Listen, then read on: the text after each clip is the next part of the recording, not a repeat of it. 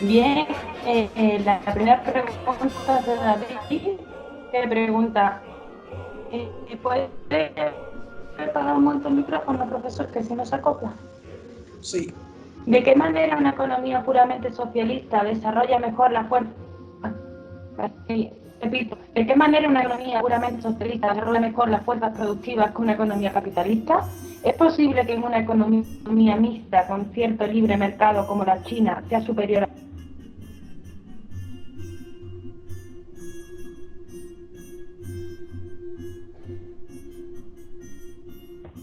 ¿Me ha escuchado? No se le escucha, tiene Digo que silenciado el micrófono. no he escuchado, pero sí he leído, porque está escrito aquí, tu Ah, palabra se ha cortado. Mira, hay que decir lo siguiente. Mm, en los países donde se ha desarrollado el modo de producción capitalista, es decir, el desarrollo capitalista de la producción, de la industria, hay condiciones objetivas para un desarrollo superior en base al cambio de las relaciones sociales, lo que significa de manera concreta en base a la nacionalización del capital privado, ¿no? Esto se constató en los países de Europa Central que ya tenían un desarrollo industrial y que habían colaborado con el fascismo, iniciaron un camino de democracia popular, esa base industrial fue expropiada y la capacidad pública sirvió para reconstruir el país con respecto de los destrozos de la guerra y luego para un impulso muy importante. Hay que recordar que la República Democrática Alemana, país donde hizo sus estudios el camarada Sergio Mario Guilly, de economía, de ideología, de filosofía marxista-leninista, muy poco antes de ser destruido por la Anschluss, es decir, por la absorción a manos de la Alemania burguesa, de la OTAN, en el marco de la traición dentro del Partido Socialista Unido de Alemania, Sozialistische Einheitspartei, me parece escandaloso, por cierto, que uno de los traidores sea hoy el presidente nada menos que de la izquierda europea, no sé qué va a presidir ese traidor, pero bueno, el caso es que allí se vio cómo el desarrollo industrial sobre el que el socialismo se apoyaba, que había sido un desarrollo capitalista, permitió, mediante la planificación, la movilización de la clase obrera y la propiedad pública, superar, aumentar la capacidad productiva. Bien, ahora bien, ¿qué pasa en los países cuyo modo de producción no ha llegado a la era capitalista? Que se necesita recordar la frase fundamental de Lenin, de la que ya hablamos, insistimos varias veces en ella, de que un modo de producción no desaparece de la historia hasta que no ha dado de sí toda la capacidad productiva que lleva en su interior. Frase que no es mágica, no es un encantamiento religioso, es la constatación de que no se puede pasar de un capitalismo atrasado a un socialismo desarrollado, ni de unas relaciones feudales y coloniales al socialismo sin determinada forma de desarrollo capitalista que sea compatible a la vez con un desarrollo socialista y por el control del Estado de nueva democracia, como lo llamaba Mao, o de dictadura del proletariado, como lo llamaba Marx, o de democracia popular, como lo llamaba Dimitrov y Tito y el camarada Clement Gottwald y los países de Europa Central de 1945 al 89, ¿no? Entonces, ese nuevo Estado, dirigido por la revolución, se ha confirmado en el caso de China y es el objetivo de la estructuración económica de la revolución cubana, debe de incluir determinadas formas de inversión privada, determinadas formas de propiedad privada de los medios de producción que estén en función del desarrollo de las fuerzas productivas, para que ese desarrollo de las fuerzas productivas pueda permitir pasar al socialismo. No se puede expropiar allá donde el Estado no tiene capacidad de gestión, donde las fuerzas productivas son muy pequeñas, donde falta inversiones, donde no hay capacidad técnica y donde falta una base económica. Ahora bien, Lenin estableció que haya una manera para países que están en un modo de producción feudal, precapitalista, al socialismo sin pasar por el capitalismo. Y la condición que puso Lenin en una reunión de la Internacional Comunista, de las primeras, era que ese país, en vías de desarrollo socialista, sin pasar por el capitalismo, debía de pegarse, de dejarse influenciar por la industria desarrollada de un fuerte país socialista.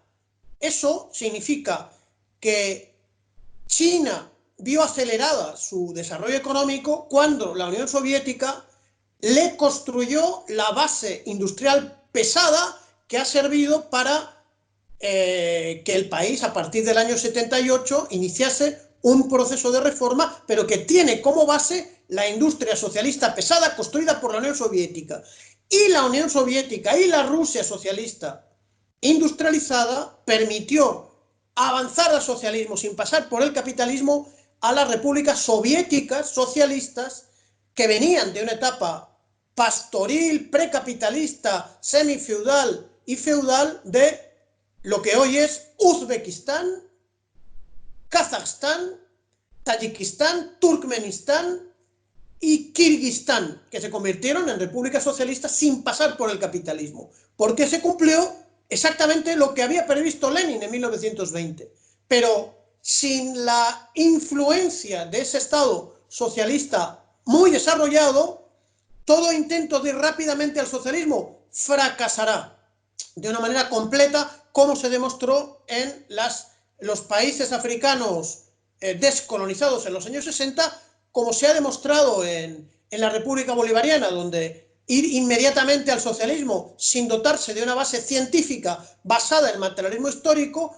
ha conducido a graves problemas y a reconducir una orientación al socialismo lenta que se base en la capacidad para desarrollar las fuerzas productivas y el rol que tiene que tener una nueva clase obrera y una nueva burguesía nacional, eliminando, por supuesto, a la burguesía burocrática y a la burguesía proimperialista, que se llama burguesía compradore, una burguesía que no produce y que es un enlace minoritario entre los monopolios imperialistas y el pueblo dominado. Eso un poco, ¿no?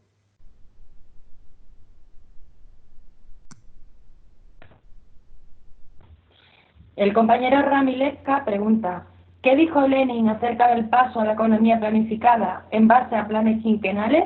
Según Stalin, Lenin habla de esto en el texto sobre la operación en 1923. Dicho paso se dio en la realidad a partir de 1928 con Stalin a la cabeza. Aprovecho también para decir que sobre Stalin y sobre la planificación hablaremos en el siguiente curso, pero, profesor. Bueno, precisamente, si nos ha estado escuchando el camarada Rami, verá que Lenin no habló, sino Lenin actuó, como jefe de la economía, del Consejo de Comisarios del Pueblo, que es el gobierno, y del partido. Y como no había ninguna experiencia, porque he dicho antes que la humanidad no tenía ningún conocimiento de lo que teóricamente habían vaticinado, previsto, deseado, planteado los fundadores del socialismo científico, Marx y Engels, lo que hizo fue un plan piloto para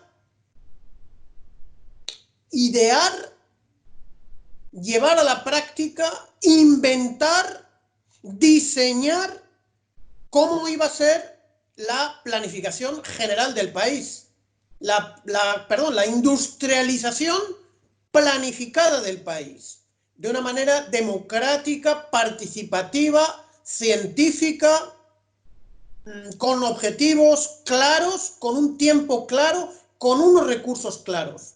Esos fueron los ejes de los planes quinquenales. Pero ¿cómo se hace el primer plan quinquenal si nadie sabe?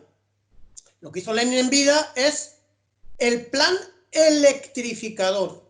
El país estaba sin electrificar y el primer plan, digamos, que preparó las condiciones del éxito, que fue la economía planificada, ya dirigida por Stalin y por su equipo una vez muerto Lenin, fue el plan electrificador. Sin el plan electrificador no hubiese habido éxito en el Gosplan y en los planes quinquenales, que luego fueron elogiados hasta por los enemigos de clase, por el capitalismo, y que hoy se están desarrollando en China e incluso en países capitalistas, ¿no? Porque la planificación se ha demostrado que es la mejor manera de construir la economía que ha inventado la humanidad. Es un descubrimiento absolutamente universal que aporta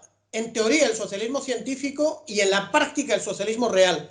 Primero bajo la dirección de Lenin y una vez muerto él, bajo la dirección de Stalin y siempre del partido.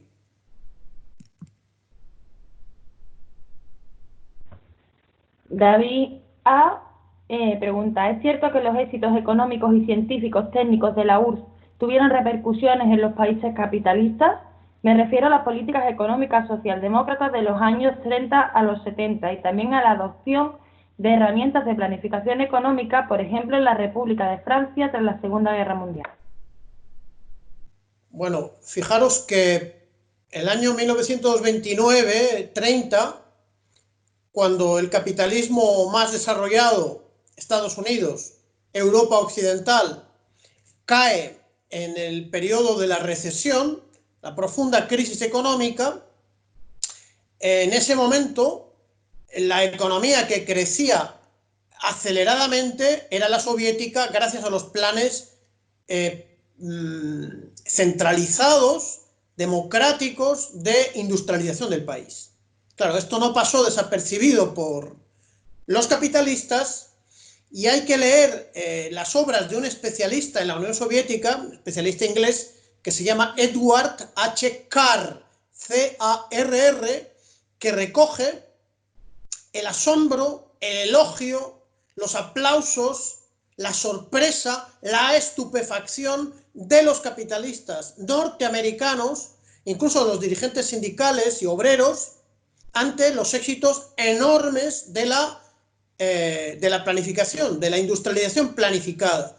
Y es verdad que después de la Segunda Guerra Mundial, el capitalismo adoptó elementos de planificación no para construir el socialismo, sino para evitar las crisis cíclicas del capitalismo que destruyen las fuerzas productivas y que afectan también a los mismos capitalistas. Entonces, es verdad, Francia tuvo una comisión central de planificación que destruyó cuando se produce la contrarrevolución en el este europeo y cuando estaba de moda vomitar, escupir, condenar la gloriosa experiencia de construcción del socialismo soviético, ¿no? Estuvo muy mal y seguramente hay muchos capitalistas franceses que tienen nostalgia de esa comisión de planificación que evitaba las crisis y el manejo caótico y ridículo del capitalismo, y hay que decir que los ideólogos de los servicios especiales norteamericanos y del capitalismo norteamericano impusieron en sus neocolonias formas de planificación realmente copiadas, mal copiadas del modelo soviético y que buscaban una cierta construcción ordenada de países subdesarrollados bajo su control. Estoy hablando de Venezuela y estoy hablando del Irán, de la dictadura del Shah Reza Pahlavi. He tenido acceso incluso a documentos internos del Cordiplan, que era la comisión de planificación de los ADECOS, que además dirigió un comunista arrepentido pasado a ser un traidor neoliberal, Teodoro Petkov, en los años 90, bajo el gobierno de Caldera, y hay que señalar una obra de un eminente economista marxista y progresista canadiense que se llama La miseria en Venezuela. El economista es Michel Chossudovsky, que critica la ridiculez con la que los adecos y el régimen neocolonial venezolano implantó las órdenes dirigidas o recibidas de los norteamericanos para hacer una ridícula planificación muy malamente inspirada por el modelo soviético. Incluso tengo que decir que me he tenido que calar a una estúpida funcionaria diplomática venezolana, hoy en funciones, que viene de la vieja escuela burocrática ADECA, que me niega que no haya planificación en Venezuela, cuando yo escuché de la misma voz y palabras del ministro chavista de planificación el que no había planificación en Venezuela, ni la hay todavía tampoco, ¿no?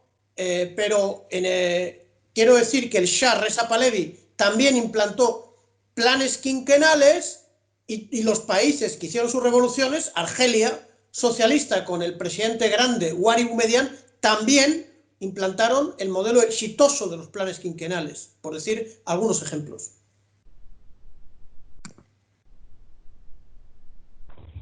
Xavi pregunta, en Yugoslavia se estableció el modelo cooperativo y funcionó, pero hubo enfrentamientos fuertes con la URSS. ¿Es un modelo viable?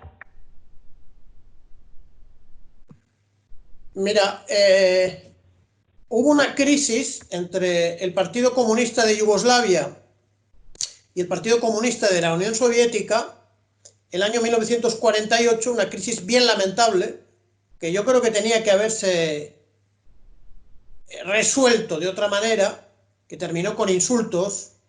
Yo creo que es una muestra de inmadurez, lamentablemente, por ambas direcciones comunistas, pero la dirección comunista yugoslava, en el marco de esa crisis, decidió dejar de construir planificadamente a la manera soviética la economía yugoslava y pasar a una forma de socialismo autogestionario en la que se debilitaba el plan y aumentaba la autonomía de las empresas, de las regiones económicas, y hay que decir que se desataban las fuerzas productivas, pero el plan tenía un carácter indicador más que ejecutivo. Y hay que decir que durante bastante tiempo, en los años 50, en los años 60 y parte de los 70, esa forma consiguió el objetivo central del socialismo, que es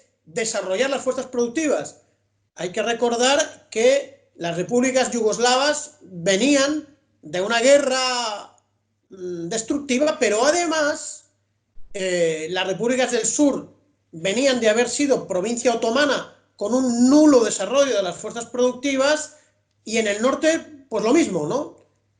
Aunque había un vínculo al imperio austrohúngaro en Eslovenia, en Croacia, eran países de capitalismo atrasado. Y hay que decir que el socialismo autogestionario tuvo mucho éxito hasta que se agotó un poco el modelo cuando muere Tito el año 80, se agrava la crisis económica, comete el error de pedir créditos al Fondo Monetario Internacional que luego no saben bien cómo pagar, se va a un proceso inflacionista y en esa crisis social las fuerzas contrarrevolucionarias ligadas al servicio secreto alemán y al norteamericano desataron el nacionalismo reaccionario, que terminó en una guerra civil y en la intervención de los criminales de la OTAN y la destrucción de un país socialista absolutamente maravilloso, que todos los habitantes que lo han conocido no hacen más que llorarlo cada uno de los días de su vida, además con resultados concretos. Tuve la oportunidad de estudiar con mucho detenimiento el año 2016 y de dar un seminario en el Banco Central de Venezuela que duró 3 días enteros de charloteo, de manera que tengo los apuntes. Si alguien me quiere aguantar 3 días enteros, estoy a su disposición para explicar con detalle lo que fue el socialismo autogestionario, que por supuesto la pseudoizquierda vasco-española escupió en los años 90, favoreciendo su destrucción a manos de los criminales de la OTAN. Es un modelo bien interesante que conviene estudiar para que ojalá vuelva a ser intentado y mejorado por los pueblos yugoslavos como manera de salir de la crisis permanente en la que viven después de la destrucción de su federación socialista. Alberto Gómez pregunta: ¿el crecimiento económico de la URSS fue, junto al de la RDA y China fundamentalmente y al de todos los países del campo socialista en general, uno de los grandes milagros económicos del siglo XX y XXI, llegando en 1970 a ser el principal productor industrial del planeta? No obstante, a partir de esa fecha comienza lo que se denominó estancamiento Brezhnev. ¿Existió dicho estancamiento? De ser así, ¿a qué se debió? ¿El excesivo presupuesto militar, a la vez que representaba entre la cuarta parte y un tercio del PIB, mientras que en China actual apenas destina un 9 o 10%? Sí, yo estoy de acuerdo en valorar. Además, fijaros que el desarrollo industrial, el más importante de todos, fue el de la Unión Soviética, porque la Unión Soviética fue la base política, económica, ideológica, cultural, espiritual de la nueva civilización socialista. El éxito del campo de la Unión Soviética es lo que aseguró el éxito de las democracias populares, de China popular, de Corea, de la guerra de liberación de Vietnam, de las luchas de liberación anticoloniales de los pueblos africanos, asiáticos y latinoamericanos, ¿no? Si hubiese fracasado la Unión Soviética y si hubiese caído la Unión Soviética, por ejemplo, a manos de Stalin, a manos de Hitler, perdón, el socialismo no hubiese existido en el mundo, no hay la menor duda al respecto. Pero además, mientras que el éxito industrial y tecnológico de Inglaterra, Bélgica, Estados Unidos se basa en la explotación de los países del mundo, en la extracción de sus materias primas, la explotación inmisericordia de sus pueblos y las guerras coloniales, eso no se produce en la Unión Soviética. La Unión Soviética no explotó a nadie, no saqueó a nadie, no le quitó a nadie nada. Fue la obra de su clase obrera, utilizando la ciencia del marxismo-leninismo, la ciencia tecnológica, la dirección del partido y el entusiasmo que se expresó, por ejemplo, en el stajanovismo. Entonces, que hay un estancamiento, se produjo un estancamiento, y seguramente las razones son las que manifiesta el camarada Alberto, ¿no?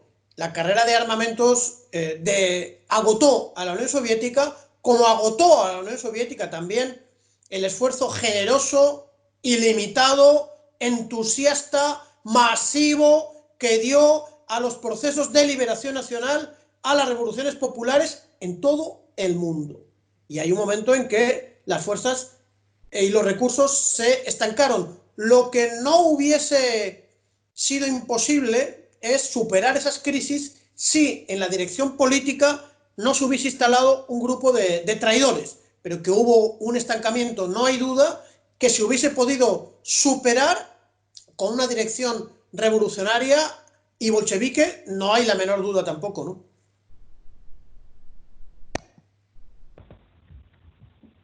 Gabriel G., un comentario, pero me apetece compartirlo, dice que Sergio Guili sería genial que poder escuchar su experiencia sobre la RDA. Lo dejo aquí también, como a todos creo que nos interesaría mucho esa aportación del compañero Sergio. David dice: tengo otra pregunta, profesor. ¿Puede hablarnos un poco sobre las discusiones en materia de política económica que se dieron en la Unión Soviética tras la muerte de Lenin? Bueno, yo me apunto también al llamado al camarada Sergio Mario Guili para que nos cuente aunque si él ha estado en una escuela de formación marxista-leninista, del Sozialistische Einheitspartei, tal vez no visitó fábricas, o tal vez sí. Todo lo que nos cuente del primer Estado alemán de obreros y campesinos, bienvenido sea. Yo creo que una vez muerto Lenin, el problema es eliminar a la oposición trotskista y sinovievista, que sigue insistiendo, sobre todo los trotskistas, en la teoría absurda del socialismo en un solo país, cuando ya ha caído la posibilidad de que se vayan a dar revoluciones en el mundo occidental. Y lo que hay es una plena determinación de ir a los planes quinquenales a gran escala, y además de hacerlo de una manera pública con la propiedad socialista de los medios de producción. Camarada Sergio Billy dice que sí, o sea que le podemos dar la palabra, que active su, si te parece, Carmen, que active su aparato. ¿Sí? Hola, ¿qué tal? Hola. Pero, ¿Se escucha? hola Sergio, voy a quitar yo también el micrófono y bueno, unas pinceladas del compañero Sergio desde Argentina. Muchísimas gracias, Sergio. Bueno, no, gracias a ustedes por brindarme esta posibilidad. Brevemente voy a decir que la República Democrática Alemana era un país donde no había desocupación.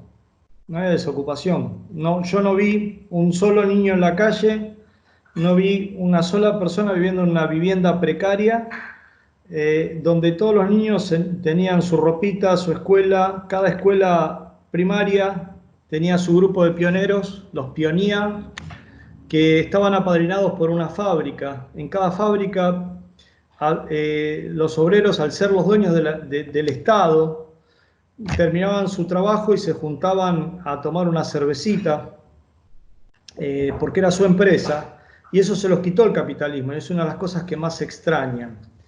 No había drogas, y había un nivel de consumo importantísimo. Yo estuve en una empresa en Soilenroda que hacían tornos, o sea, una empresa donde hacían máquinas herramientas, que tenían control numérico, que si no hasta hace poco por lo menos estaba funcionando, donde fundían la carcasa de los tornos y después los fabricaban. Una empresa impresionante.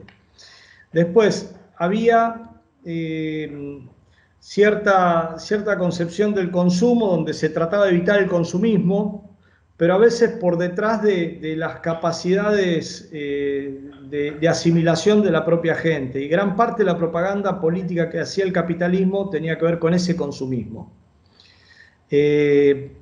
Digamos que el capitalismo entró en Alemania democrática vendiendo espejitos de colores, ¿sí? Pero en realidad tenían una gran nación. Vos, Egido, te acordarás que en las Olimpiadas, siendo 17 millones de habitantes por aquel momento, que era un país muy pequeño, salían segundos, terceros, cuartos en los Juegos Olímpicos, de un desarrollo del deporte impresionante, y nada que ver con esas ideas de un pueblo sojuzgado y perseguido. Evidentemente había una frontera en guerra, digamos, la del muro antifascista era una frontera en guerra, y en una frontera en guerra uno no puede andar paseando, como se dice en Argentina, como Pancho por su casa. Y el muro se generó, discúlpame que me vaya un poquito, ¿no? Pero el muro se generó precisamente porque el fascismo estaba azotando y asediando a la construcción de la joven República Democrática Alemana. Digo, pero el nivel de consumo que había era muy importante, aunque, digamos, los seres humanos necesitamos la variedad, necesitamos diferentes cosas, y en eso jugó muy bien el capitalismo, ¿no? En el consumismo, en el ofrecer desde el chocolate Milka que venía desde Occidente a, bueno, no sé lo que fuera, las maravillas de Occidente, pero no quiere decir que en la RDA faltara nada de eso. Había un nivel de consumo impresionante. No tenían la Coca-Cola, tenían una que llamaba Asco Cola.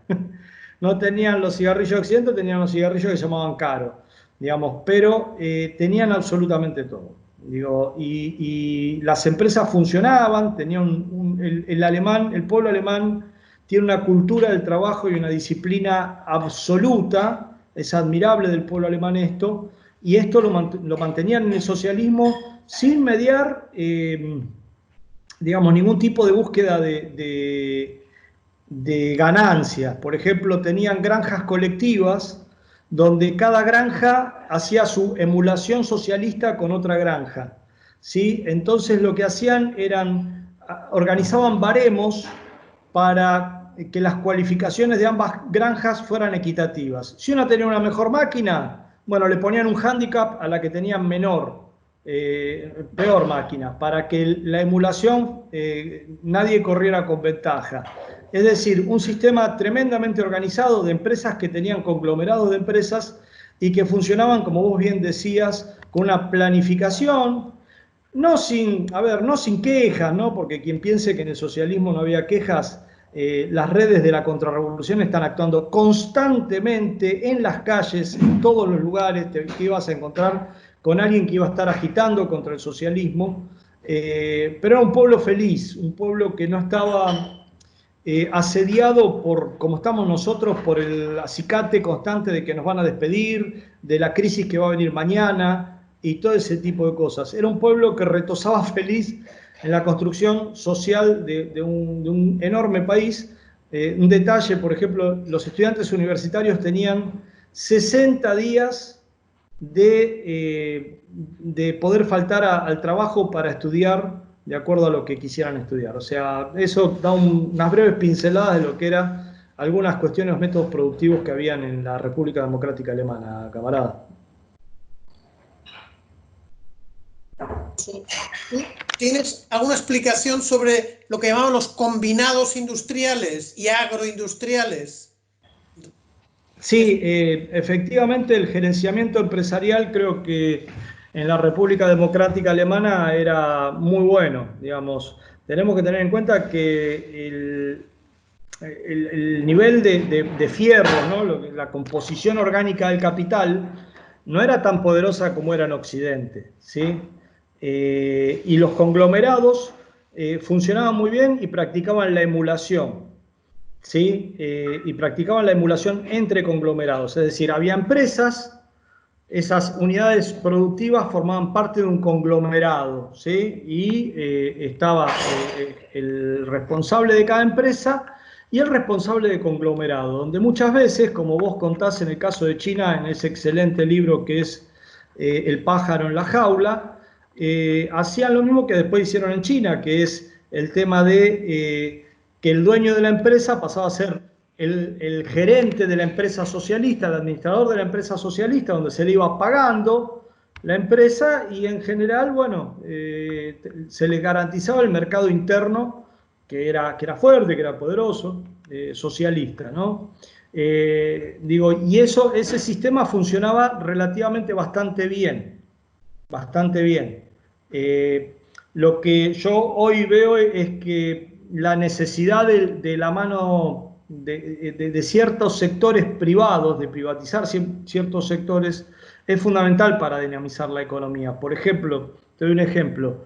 Cerca de la escuela, nosotros teníamos que caminar 5 kilómetros para salir de la escuela por un bosque hermoso, ¿sí? O ir en la camioneta, ¿no? En el bus.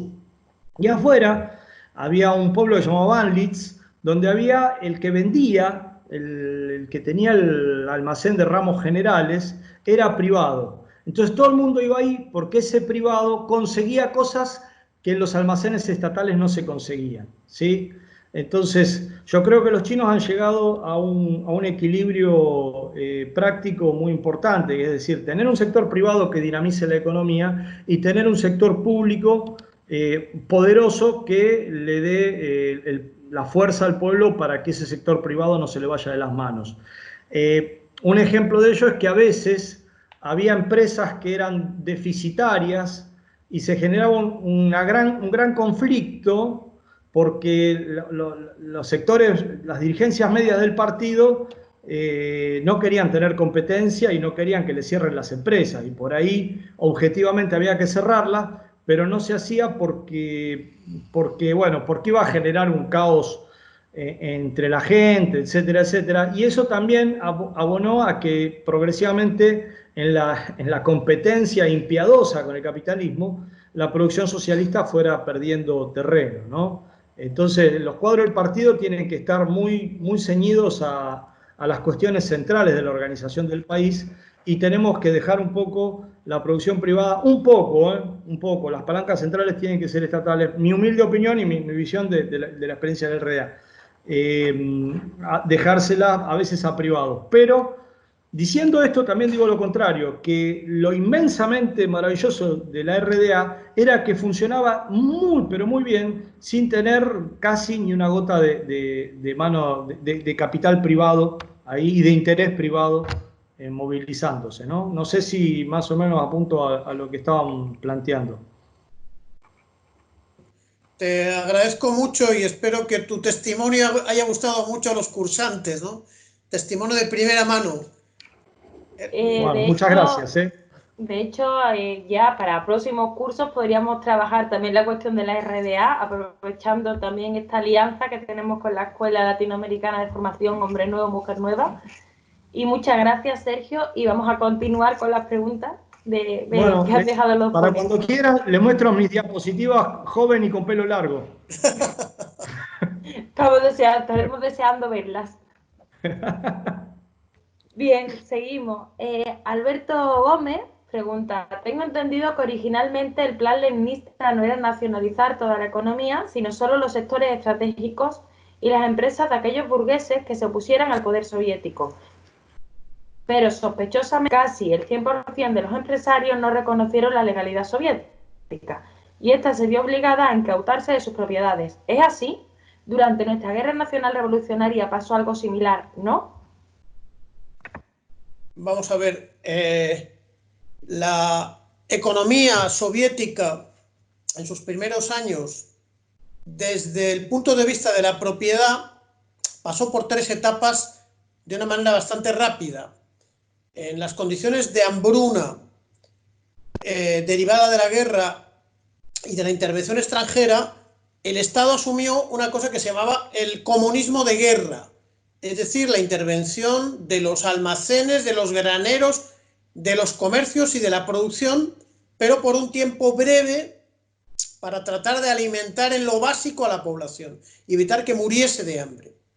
De allí se pasa a la NEP, que se llama la Nueva Política Económica, que es un acuerdo dirigido por Lenin entre el partido, el Consejo de Comisarios del Pueblo y los productores privados, sobre todo del campo, pero no solo, para asegurar una producción suficiente bajo protagonismo privado, comprometiéndose el Estado a comprar esa producción y repartirla a la población. Bueno, esa nueva política económica estaba destinada a que durase bastante tiempo hasta asegurar un cierto desarrollo de las fuerzas productivas, pero se acortó por la política de sabotaje y de boicot contrarrevolucionario de la clase de los capitalistas privados en el campo, que se llama kulak. Los kulak se dedicaron al saboteo, a asesinar a miembros del partido en las nuevas cooperativas llamadas kolhoses y sovhoses, empresas de Estado, y a sabotear el proceso. De manera que el partido decidió acabar con la experiencia de la NEP y pasar aceleradamente a la industrialización planificada y a eliminar el sector privado por razones de respuesta, de supervivencia, de lucha de clases, de consolidación del poder soviético y de preparación de la guerra que ya preveía el partido que iba a venir como vino el año 1941. Alberto Gómez pregunta cuál era la línea económica del trotskismo y en qué se basaba, y entonces en qué se diferenciaba de la línea económica leninista. Bueno, en primer lugar, el trotskismo no quería una alianza obrero-campesina, consideraba que el campesinado era contrarrevolucionario, lo cual hubiese llevado a la derrota de la revolución, y luego, además, no quería emprender reformas estructurales de la sociedad hacia el socialismo hasta que no viniesen las revoluciones en Occidente, en su concepción errónea, idealista, equivocada de la revolución permanente. Ellos criticaron la concepción leninista del socialismo en un solo país y se dedicaron al saboteo económico y a negar el desarrollo planificado industrial del país y del socialismo. Y al final terminaron pasándose al enemigo.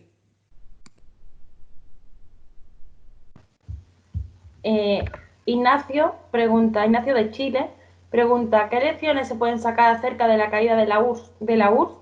¿Es posible que la actual situación de Rusia sea tan solo un paso dialéctico que se orienta al socialismo a través de contradicciones? Hombre, la lección de la caída de la URSS es que un modo de producción puede tener pleno éxito social y caer bajo el golpe del enemigo contrarrevolucionario, tener grandes aciertos económicos sociales y tener grandes errores políticos, ¿no? Entonces, que la lucha de clases existe, que mientras exista el imperialismo no puede relajarse la tensión de la dictadura proletaria y del socialismo, porque el imperialismo siempre va a pretender destruir a la Unión Soviética. Esa es la gran experiencia de esa enorme derrota que atrasó la civilización humana en su conjunto, porque grandes avances de la humanidad que hoy son considerados naturales prácticamente, como la seguridad social, como la sanidad pública, que tanto se reivindica en épocas de pandemia, son avances conseguidos por la Revolución de Octubre, el partido bolchevique, la clase obrera, la alianza obrero-campesina, etcétera, ¿no? Ahora mismo Rusia es un país capitalista. En los años 90 se privatizó la tierra, se creó una oligarquía realmente criminal que destruyó una gran parte de las fuerzas productivas. Entonces, sí se produjo un fenómeno de lucha de clases en seno de la clase dirigente, sobre todo los servicios de seguridad. Una burguesía patriótica libró una lucha y pudo derrotar a la burguesía proimperialista, mafiosa, parasitaria, criminal, conectada a los servicios secretos occidentales, que tenía como objetivo ya no destruir el socialismo, que ya había sido lamentablemente destruido, sino destruir a Rusia como una federación unida, saquear sus inmensos recursos naturales, eliminar el país en medio de continuas guerras civiles, exterminar a la población que ya vino cayendo sistemáticamente. El índice de mortalidad superaba al de natalidad.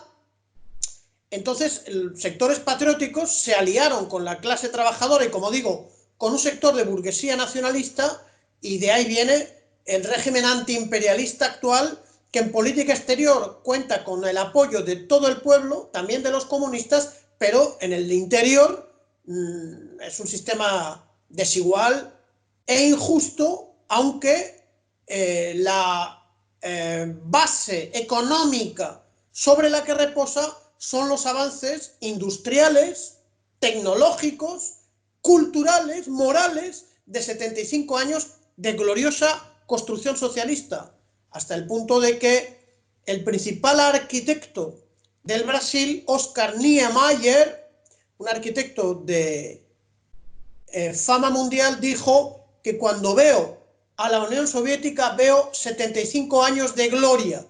Ahí cayó, pero la Unión Soviética forma parte del patrimonio moral de la humanidad, y claro, llevamos 30 años anhelando que los pueblos soviéticos se unan y que renazca la construcción socialista. Lo que pasa es que una cosa es lo que pensemos nosotros y queramos, y otra cosa son las condiciones objetivas de ese país, que se ha convertido en el principal baluarte de freno a la barbarie imperialista, contribuyendo desde luego a la paz, a la estabilidad del mundo, a la preservación del derecho internacional y a la protección y ayuda de los países socialistas y de los países de democracia revolucionaria que están en estos momentos luchando contra la barbarie desmedida del imperialismo norteamericano y eurooccidental.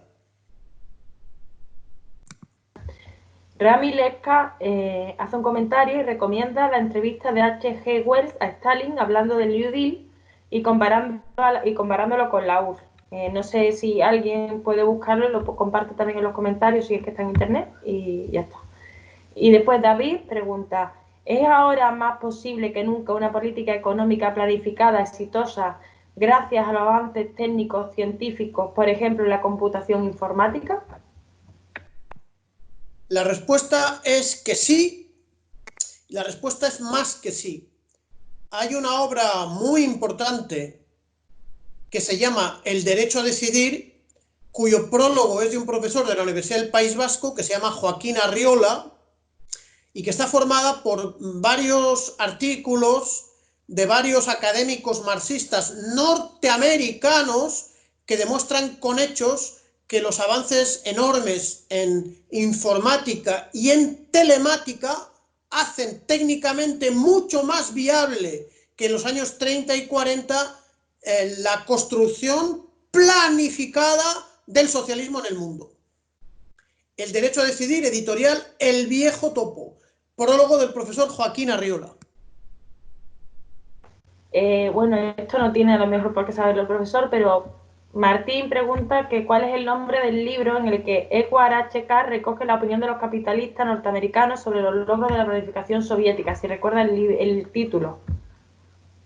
No lo recuerdo, pero Edward H. Carr tiene 3 tomos dedicados a la historia de la Unión Soviética en alguno de esos tomos.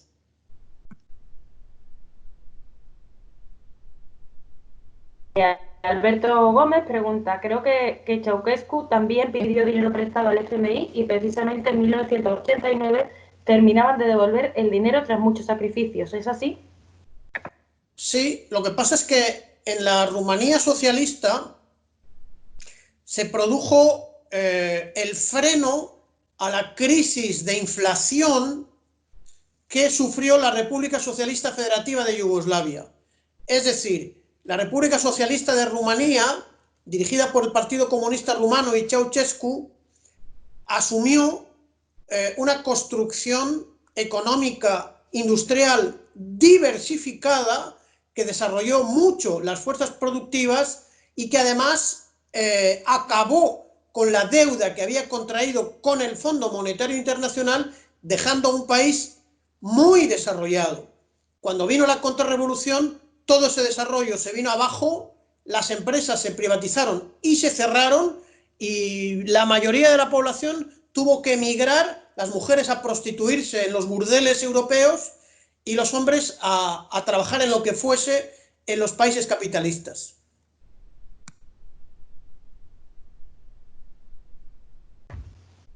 Hay alguna conversación un poco abierta sobre Yugoslavia y de hecho hay una petición de un curso sobre Yugoslavia, vamos apuntando todas las cuestiones.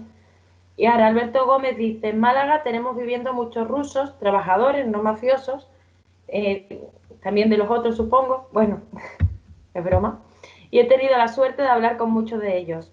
Ellos están convencidos de que la URSS cayó por destinar demasiados recursos a ayudar al resto del campo socialista y al tercer mundo. ¿Tienen parte de razón? Yo creo que ahí se ha mencionado la carrera de armamentos. Es decir, que el criminal este de Ronald Reagan, que era como el Trump de los años 80, lanzó la carrera en el espacio, el despliegue de los misiles Pershing, desarrolló varios focos graves de terrorismo, de agresión y de contrarrevolución, Angola, Mozambique, Camboya, Nicaragua, obligó a la Unión Soviética a invertir una gran parte de los recursos en frenar la amenaza militar y en apoyar las revoluciones en peligro. Yo creo que más que los recursos entregados a los pueblos del mundo, que también fue los recursos dedicados a la investigación en la técnica militar para frenar la barbarie imperialista. Es verdad que ahora tanto Rusia como China invierten menos, pero de una manera más eficaz en frenar la carrera de armamentos, y quien se está agotando es la barbarie estadounidense, que esperemos caiga pronto, fruto de su crisis económica y de su fracaso, lo que ha sido ratificado por el periódico español más pro-norteamericano, que es El País, con un titular de hace 2 días. El fracaso del modelo norteamericano, que hasta los pro-norteamericanos no tienen más remedio que reconocer. Bueno, hay varios comentarios, hay un poco de debate abierto. Por una parte, David Alcázar dice: el desarrollo de las fuerzas productivas también se da gracias a la aplicación de avances científicos técnicos en los procesos productivos. Lo hizo la URSS y lo hace China actualmente. Eso es debate con respecto a quien considera que se pueden separar ambas cosas. Después Ramilesca dice que el aumento de los militaristas dentro de la URSS se debe al pacto entre Khrushchev y Zhukov, y que sobre todo lo que hay ahora mismo es bastante debate aquí más que preguntas. Diego dice que se está diciendo que las empresas multinacionales que se van de España, como la Nissan, se van a producir a China porque les sale más barato. ¿Podría explicar un poco este tema? ¿Temas de total actualidad? Yo no soy de la Nissan, no sé lo que va a hacer. Supongo que el enfoque es si se está produciendo una desindustrialización hacia China por las condiciones que da China. Creo que por ahí más o menos puede irla. Mira, eso pasó en los años 80, no pasa ahora, en el 2020. En los años 80, a partir de la política de reforma y apertura, el Partido Comunista ofreció muy buenas condiciones para que se instalasen empresas industriales norteamericanas y imperialistas en general. Se instauró, por ejemplo, se instaló el mafioso, criminal gallego de Inditex, porque es verdad que los salarios eran muy pequeños, pero eso ya pasó a la historia. Ahora China ha desarrollado su industria nacional, sobre todo pública y también privada. Los salarios han aumentado y ya los imperialistas ya no van a China, van a otros países donde los salarios siguen siendo bajos. No es el caso de China. China ya no necesita de las inversiones de los imperialistas.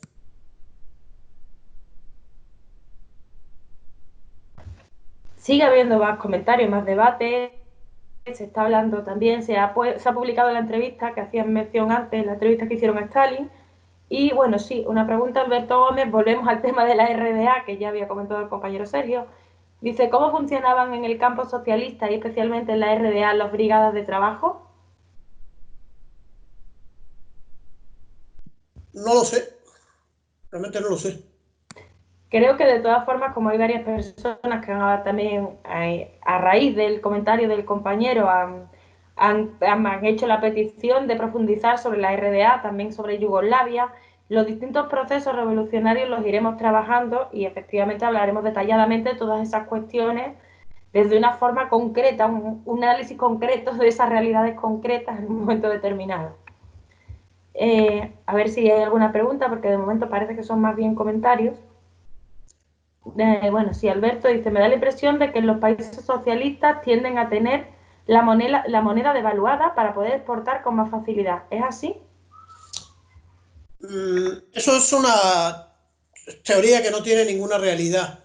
Pero de todas maneras, sobre el funcionamiento del socialismo en Yugoslavia, en Rumanía, en Bulgaria, en la Unión Soviética, la República Democrática Alemana, en Polonia, en Hungría, en Checoslovaquia, no ha pasado hace 200 años. Hay gente que está viva, muchos de ellos hablan castellano. Les puede preguntar cómo funcionaban sus países, ¿no? Y se puede contrastar los textos con la experiencia vital de las personas, porque ha pasado 30 años desde el derrocamiento contrarrevolucionario del socialismo y de las democracias populares, ¿no? sea que no soy yo, el primer viaje de mi vida lo hice a Rumanía, un viaje que organizaba la Unión General de los Trabajadores, pero duró, me parece que 2 semanas, no tuve ningún tiempo para detenerme en ver nada concreto. Por cierto, llegué en autobús, como digo, un viaje organizado de Rumanía a Hungría, y en Hungría estaba nada menos que Marcelino Camacho en un hotel. Fíjate, yo tenía como 17 años, pero eso no me autoriza a mí a dar explicaciones sobre cómo funcionaba el socialismo, ¿no? Porque fue una experiencia muy breve. Otra cosa ha sido una experiencia larga de profesor en China y una experiencia mucho más larga en la Venezuela bolivariana, que está muy lejos de ser comparada con los países de democracia popular o de, como se llamaba en la Unión Soviética, de socialismo desarrollado.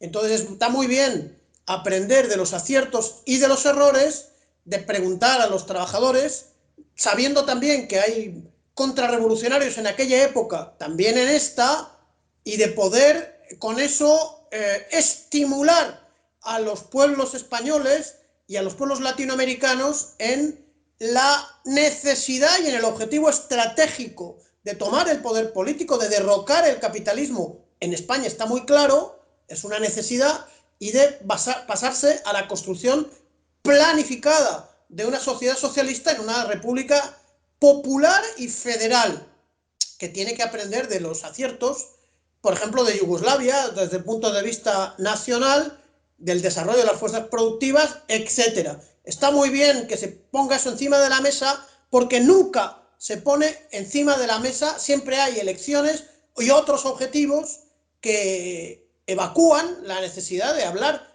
del socialismo real.